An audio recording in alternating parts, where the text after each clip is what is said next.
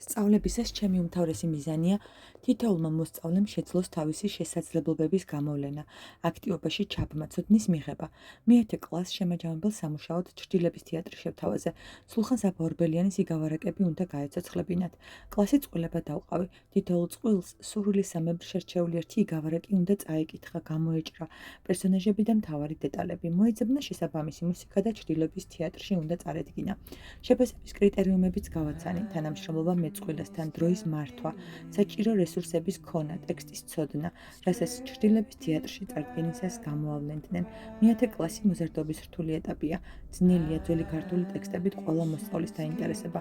პირველ გაკვეთილზე გამოფხიზლება უჭირთ. სხეული ჯერ კიდევ მოდუნებულია. ჩრდილების თეატრისთვის მუშაობამ კი მთელი კლასი გააქტიურა.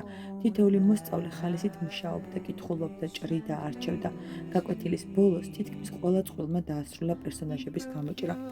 ზოგმა შინ წაიღო საკლასო სამუშაო, ხვალ წარდგენის დღე გვექნება, ბოლოს კი შევთავაზებ წერით დავალებას, რომლის საშუალებით შეაჯამებენ წაკითხულს, მუშაობის პროცესს, იმსჯელებენ, საკუთარ მოსაზრებას გამოთქვამენ. კეთებით სწავლებისას კლასში გატარებული დრო და ტექსტის შესწავლის პროცესი დაუვიწყარია. თქვენ რომ დაგავალონ ერთი იგავ-არაკის ჩრდილების თეატრისთვის წარდგენა, რომელს შეარჩევდით.